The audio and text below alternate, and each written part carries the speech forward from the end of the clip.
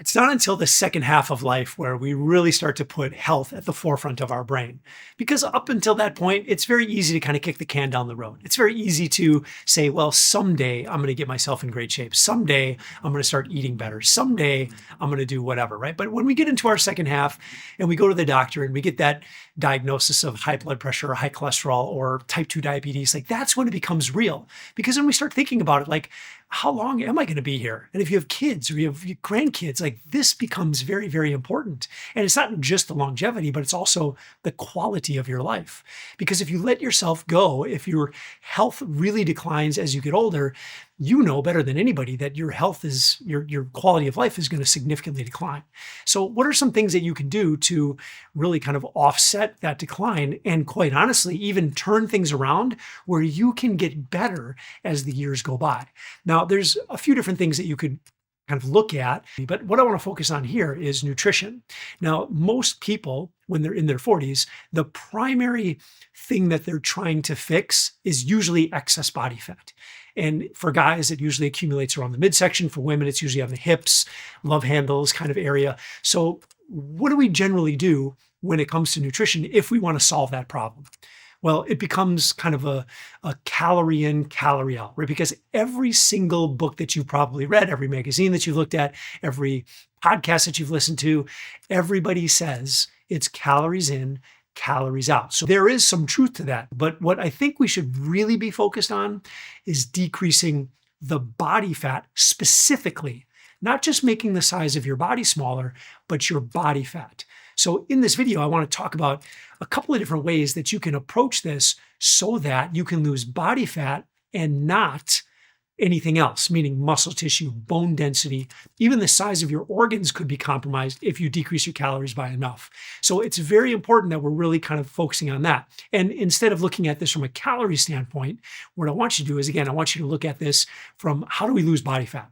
And most of the time, what I found, and I have a lot of data to support this, is that you don't need to decrease your calories to lose body fat. What you do need to do is you need to think of your body fat as a bunch of cells in your body, like little balloons, and all of those little balloons need to let go of their cargo. They need to let stuff out, and there's a door there. And that door, this is a very simplistic view, but that door opens up and stuff can go out. Right? The door can also open and stuff can go in, which we don't want, but we want that door to open to let stuff out. So I want you to think of it that way. We want those balloons to let go of their stuff, right? So how do we do that? Well, a couple of things. Number one, the quality of your food.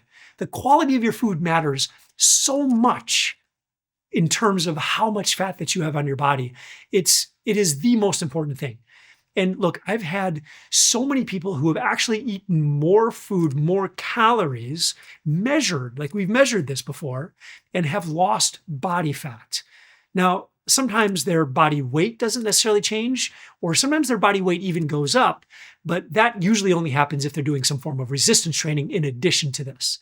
So you can lose body fat without cutting your calories.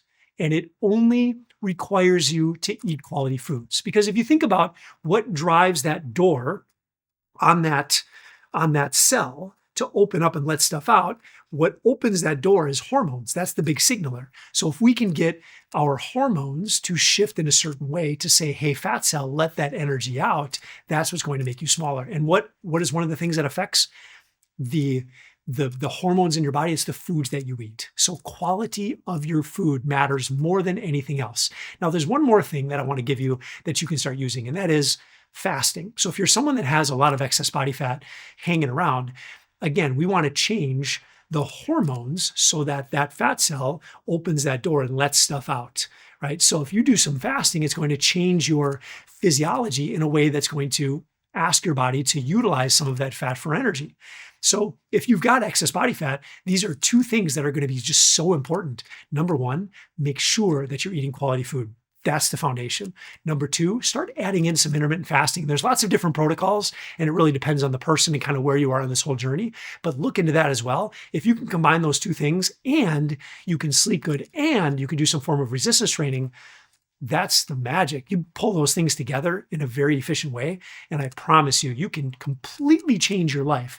You can completely change everything literally in in a few months. It's pretty bizarre. So there it is. Hope that helps. And mad success to you.